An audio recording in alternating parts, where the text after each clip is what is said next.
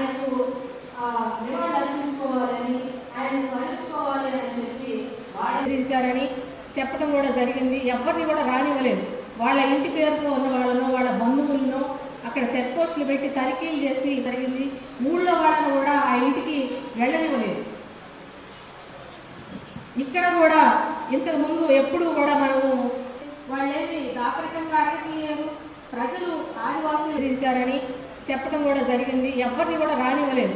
వాళ్ళ ఇంటి పేరుతో ఉన్న వాళ్ళను, వాళ్ళ బంధువులను అక్కడ చెక్ పోస్టులు పెట్టి తనిఖీలు చేసి జరిగింది. ఊళ్ళో వాళ్ళను కూడా ఆ ఇంటికి వెళ్ళనివ్వలేదు. ఇక్కడ కూడా ఇంతకుముందు ఎప్పుడు కూడా మనము తర్వాత తీసుకొచ్చుకున్నటువంటి పరిస్థితులు ఉన్నాయి.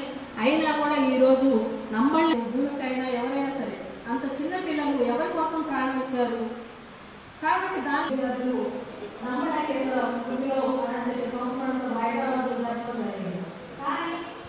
కానీ అది చరిత్ర నేర్పిన సత్యం. కాబట్టి భారతదేశంలో హిట్లర్ని చూసినాం, ముసోలిని చూసినాం, పెద్ద పెద్ద నిరంకుశవాదులనే చూసినాం. వాళ్ళతో పోలిస్తే అమిత్ షా మోడీలు చాలా చిన్నోళ్ళు. కాబట్టి భారతదేశంలో కూడా బ్రిటిష్ వాళ్ళు ఏమి చేసినాము, దాని ముందు మొఘలులు ఏం చేసిండ్రో ఇవన్నీ మనం చూసినాం.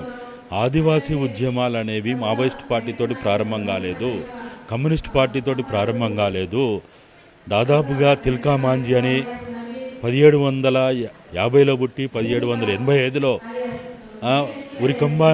ఆ రోజు ఉరికంబాల్లో చెట్లకే ఉరేసి చంపినటువంటి సంఘటనలు అక్కడి నుంచి మొదలుకుంటే బిర్సా ముండా కావచ్చు, తిల్కా మాంజీ కావచ్చు, ఇదే బస్తర్లో, ఇదే మాడులో అక్కడ ఎవరైతే గుండాదారు నాయకత్వంలో 1910లోనే జల్ జంగల్ జమీన్ ఉద్యమం నడిపినటువంటి చరిత్ర మనది.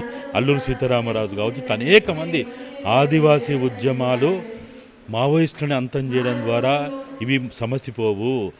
భారతదేశ రాజ్యాంగం ప్రకారం 5వ షెడ్యూల్ని భారతదేశ రాజ్యాంగం ప్రకారం 1996లో తెచ్చిన పేసా చట్టాన్ని లేకపోతే 170ని లేకపోతే ఐటీడీఏల ద్వారా ఆదివాసీ ప్రాంతాలను అభివృద్ధి చేస్తే తప్ప ఆదివాసీ ఉద్యమాలు ఇవి ఎప్పుడు కూడా తుపాకుల ద్వారా, సైన్యం ద్వారా, రౌడీల ద్వారా, గుండాల ద్వారా, హంతకుల ద్వారా ఈ ఉద్యమాలను అణచలేరనేది పాలక వర్గాలు తెలుసుకుంటే కనీసం చనిపోయినటువంటి వాళ్ళని శివాలను కూడా ఇవ్వకపోతే మరి వీళ్ళకి ఏం రామాయణం మీద భక్తి ఉంది? రామాయణంలో రావణాసురుని చంపిన తర్వాత రావణాసురుని శవాన్ని కూడా రాముడు లక్ష్మణుని ద్వారా కర్మకాండాలు చేయడానికి గొప్పగా అవకాశం ఇచ్చాడు. మరి రావణాసురుడు అంతటి దుర్మార్గుడు అనుకున్నటువంటి వాళ్ళనే చంపిన తర్వాత శివం మనకు శత్రువు కాదు. బతుకున్నప్పుడే మనకు శత్రువు, చనిపోయిన తర్వాత మనకు శత్రువు కాదని భావించినటువంటి రామాయణాన్ని, మహాభారతాన్ని, వేదాలను వల్లించే ఈ ఆర్ఎస్ఎస్ వాళ్ళు, ఈ బీజేపీ వాళ్ళు మరి ఏం చేస్తున్నట్టు? చచ్చిపోయిన శివాలను కూడా ఇయ్యరా?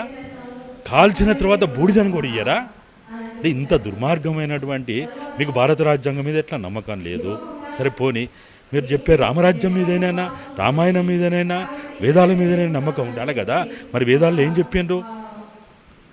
ఒక వీరునిగా ఆయన యుద్ధంలో మరణించిండని గొప్పగా రాముడు రావణాసురుని కూడా పొగిడిండు. మరి ఈరోజు ఈ దేశ విముక్తి కోసము ఈ దేశంలో ఉన్న మావోయిస్ట్ పార్టీ దాదాపుగా 16 రాష్ట్రాల్లో ఉన్నటువంటి ఆ మావోయిస్ట్ పార్టీ జనరల్ సెక్రటరీ అయినటువంటి